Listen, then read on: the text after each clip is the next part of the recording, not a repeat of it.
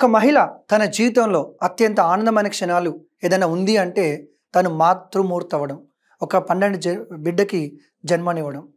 గర్భం దాల్చిన క్షణం నుంచి డెలివరీ అయ్యేంత వరకు చాలా ఆనందంగా ఉంటుంది.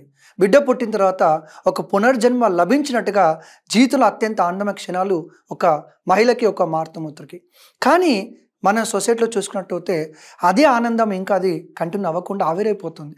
ఎందుకంటే సొసైటీలో చాలామంది ఒక డెలివరీ అయిన తర్వాత ఆడపిల్ల పుట్టింది అనగానే ఆడపిల్ల పుట్టిందని చెప్పేసి బాధపడడం, ఆడపిల్ల పుట్టిందని చెప్పేసి ఆ మాతృమూర్తిని నిందించడం, ఫిజికల్గా, ఎమోషనల్గా, మెంటల్గా టార్చర్ పెడుతున్నారు. నువ్వు ఆడబిడ్డని కన్నావు, నువ్వే ఆడబిడ్డని కన్నావు, నీ వల్ల జరిగింది ఇది, నువ్వు అబ్బాయిని ఎందుకు కనలేదని చెప్పేసి పాపం ఆ మాతృమూర్తిని ఆ డెలివరీ అయిన రోజు నుంచే టార్చర్ పెడుతున్నారు. మరికొంతమంది ఫిజికల్గా అసలు చేస్తున్నారు, మరికొంతమంది అయితే డైవర్స్ ఇచ్చేస్తున్నారు, ఇంకొంతమంది నిర్దాక్షిణ్యంగా వదిలేస్తున్నారు. సార్ ఏంటి సార్ అవి పాత రోజులు కదా అంటే లేదండి, పాత రోజుల్లో ఉంది. అంత లేకపోయినా ఇప్పటికీ ఈ సమాజంలో ఇంకా చాలా సంఘటనలు జరుగుతూ ఉన్నాయి. ఎందుకంటే చాలామంది హస్బెండ్స్ కానీ అత్త ఎవరైతే ఉంటారో వాళ్ళందరూ పాపం మదర్ని నిందిస్తున్నారు. ఇప్పుడు క్వశ్చన్ ఏంటంటే, ఒక బిడ్డ పుట్టినప్పుడు అది ఆడ మగ నిర్ణయించేది తల్లా? మరి అంటే తల్లే నిర్ణయిస్తుందా? అంటే తల్లి అనుకొని ఆడపిల్లని కన్నదా? తల్లి అనుకుని ఆడపిల్లని కన్నదా? అందుకే కదా చాలామంది సొసైటీలో ఆ మహిళను, ఆ మాతృమూర్తిని నిందిస్తున్నారు. నువ్వే బిడ్డని కన్నావు, నువ్వే కారణం అని చెప్పేసి. ఎందుకు సార్ ఇప్పుడు ఈ వీడియో చేస్తున్నారు, ఎందుకు ఈ డిస్కషన్ చేస్తున్నారంటే, ఢిల్లీ హైకోర్టు ఒక అద్భుతమైన తీర్పు ఇచ్చిందండి. చాలా అద్భుతమైన తీర్పు ఇచ్చింది, సైంటిఫిక్గా చెప్పింది. అది ఇది అందరూ తెలుసు. యాక్చువల్గా బయాలజీ చదువుకున్న చాలామంది తెలుసు, కానీ బట్ స్టిల్ సొసైటీలో చాలామందికి చదువుకున్న మూర్ఖులకి ఇది తెలియదని చెప్పొచ్చు. పుట్టబోయే బిడ్డ ఆడ మగ ఎవరు నిర్ణయిస్తారంటే తండ్రి. తండ్రి అంటే తండ్రి అనుకోవడం కాదండి, సైంటిఫికల్గా తండ్రి ద్వారా నిర్ణయించబడుతుంది.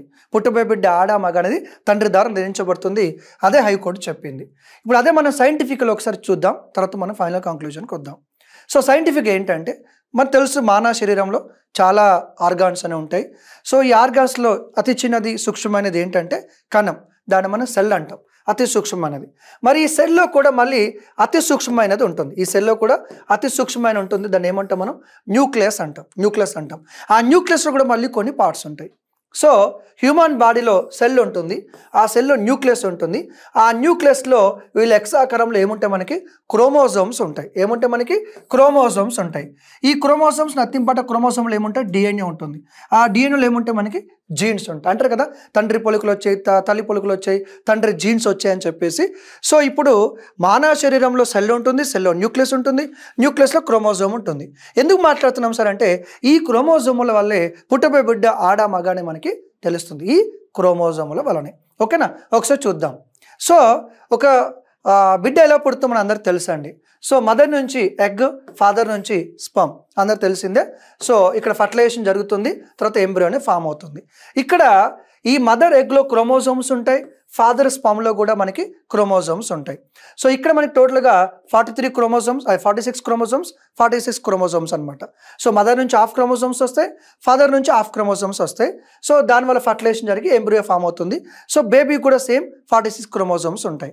ఇప్పుడు ఈ మదర్ నుంచి ఫాదర్ నుంచి ఏవైతే క్రోమోజోమ్స్ వచ్చాయో దాన్ని బట్టే ఈ బేబీ యొక్క జెండర్ అనేది డిసైడ్ అవుతుంది.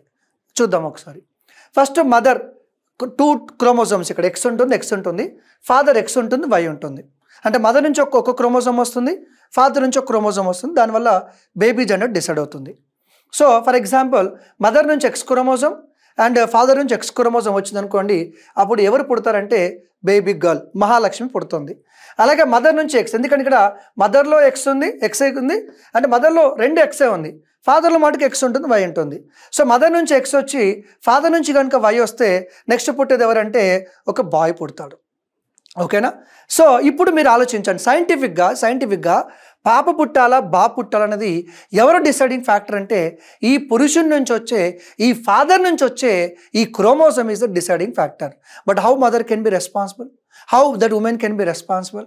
పురుషులారా, మగవాళ్ళారా, ఆలోచించండి, ఇప్పటికైనా మారండి, మీ భార్యను గౌరవించండి, భార్యని బాగా చూసుకోండి. పుట్టబోయే బిడ్డ ఆడ మగ నిర్ణయించేది మీ భార్య గారు కాదు, స్త్రీమూర్తి కాదు, తను కాదు. మీ నుంచి వచ్చే క్రోమోజోమ్ వల్లనే పుట్టబోయే బిడ్డ ఆడ మగ తెలుస్తుంది. సో అది నిర్ణయించేది మీ భార్య గారు కాదు, అది మీ నుంచి వచ్చే క్రోమోజోమ్ వల్ల. ఈ వీడియో చూస్తున్న ప్రతి మగవాళ్ళు, ప్రతి పురుషుడు, ఓకే, ప్రతి తండ్రి, అలాగే యువకులు జాగ్రత్తగా మీరు మైండ్లో పెట్టుకోండి. సైంటిఫిక్గా ఒక మాతృమూర్తికి, మీ భార్య గారికి పుట్టేది ఆడ మగ అది ఎవరి వల్ల డిసైడ్ అవుతుందంటే మీ నుంచి వచ్చే క్రోమోజోమ్ వల్ల డిసైడ్ అవుతుంది, కానీ సో మీ భార్య వల్ల కాదు. ఇది గుర్తుపెట్టుకోండి. ఇందాక నాకు డౌట్ ఏంటంటే అసలు ఎవరి వల్ల అయితే ఏంటి, అసలు ఆడపిల్ల పుడితే ఏంటి ఫస్ట్ క్వశ్చన్, అంతేనే కదా. ఇప్పుడు మగవాడి వల్ల పుట్టిందా ఆడవాళ్ళ వల్ల పుట్టిందా ఈ డిస్కషన్ పక్కన పెట్టేస్తే అసలు ఫస్ట్ ఆడపిల్ల ఎందుకు వద్దు, అది కదా మనం ఆలోచించాలి. అది కదా మనకు అసలు పాయింట్. మన మన మన తల్లి ఆడదే కదా, మన భార్య. అసలు నువ్వు ఒక బాబుకు జన్మనివ్వాలని నువ్వు కోరుకుంటున్నావు కదా, మరి ఆ జన్మనిచ్చేది మరి ఆడదే కదా. ఈ ఆడపిల్ల పుట్టిండకపోతే మరి నీకు బాబు ఎక్కడి నుంచి వస్తాడు? ఆ మాత్రం కామన్ సెన్స్ మగవాళ్ళకి ఎందుకు ఉండదండి? సో నీ చెల్లి, నీ భార్య పుట్టడానికి తల్లి కావాలి, పడుకోవడానికి పెళ్ళం ఆడది కావాలి, అలాగే చెల్లి ఆడుకోవడానికి కూడా ఆడది ఉండాలి. మరి నీ బిడ్డ, పుట్టబోయే బిడ్డ ఆడది కాదంటే ఎట్లాంటి చెప్పండి, ఆలోచించండి. ఇప్పటికైనా మీ మైండ్ని మార్చుకోండి. సో ఎందుకు ఈ వీడియో చేస్తున్నామంటే రకరకాలుగా ఇప్పటికీ సొసైటీలో చూస్తూ ఉన్నాం. చుట్టాలో కానీ మీరు కూడా బయట చూస్తూ ఉంటారు. ఎవరైనా ఫోన్ చేసేటప్పుడు డెలివరీ అయింది అంటే వెంటనే ఫోన్ చేసి ఎవరు పుట్టారు, పాప బాబా అంటే పాప అనగానే పాప అనేవాళ్ళు ఇంకా ఉన్నారండి. ఇంకా ఈ సొసైటీలో అలాంటి వాళ్ళు ఉన్నారు. ఒకప్పుడు చాలా ఎక్కువ ఉండే, ఇప్పుడు తగ్గాయి, బట్ స్టిల్ ఇంకా సమాజంలో ఉన్నాయి. నేను చూస్తూనే ఉన్నాను. సో మొన్న ఒక తెలిసిన వ్యక్తులు పేర్లు చెప్పలేం, కానీ పాపం తను ఏడుస్తూనే ఉంది. ఎందుకంటే పాప పుట్టిందని చెప్పి నిర్దాక్షిణ్యంగా తన అత్త తన భర్త వదిలేశారు. సొసైటీలో మీరు మీ ఫ్రెండ్స్, మీ చుట్టుపక్కల చూడండి, చాలామంది ఆడవాళ్ళు ఉంటారు. సో పాప పుట్టిందని చాలా నిర్లక్ష్యంగా వ్యవహరిస్తుంటారు. ఇది అంటే నేను వీడియోలో మాట్లాడాను, కానీ చాలా దుర్మార్గమైన చర్య, ఇన్హ్యూమన్ అని చెప్పొచ్చు మనం. సొసైటీలో చాలా జరుగుతున్నాయి.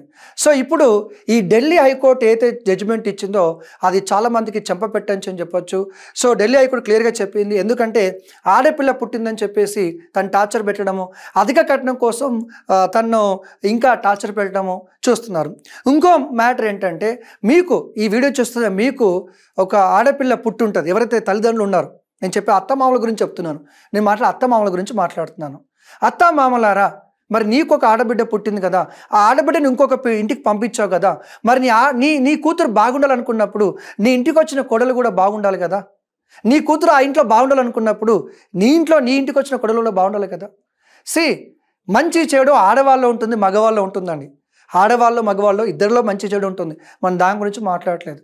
ఫస్ట్ పుట్టబోయే బిడ్డ ఆడైనా మగైనా ఎవరైనా సరే సమానంగా చూడాలి, సమానంగా పెంచాలి. మహాలక్ష్మిలాగా పెంచండి, ఝాన్సీ లక్ష్మిలాగా పెంచండి.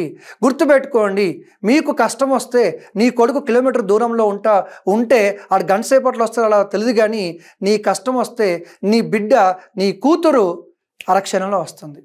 నాకు ఒక హక్కు ఉంది. సో మా ఇంట్లో కష్టం వస్తే నేనన్నా ఒక అటు ఇటు వెళ్తానేమో తెలియదు, కానీ మా అక్క అయితే ఫాస్ట్ గురికొచ్చేస్తుంది. అది ఆడపిల్లండి. సో దయచేసి కాదు, డైరెక్ట్ వార్నింగే. ఈ వీడియో చూస్తున్న ప్రతి ఒక్కరూ ఆలోచించండి, ఇప్పటికైనా మారండి.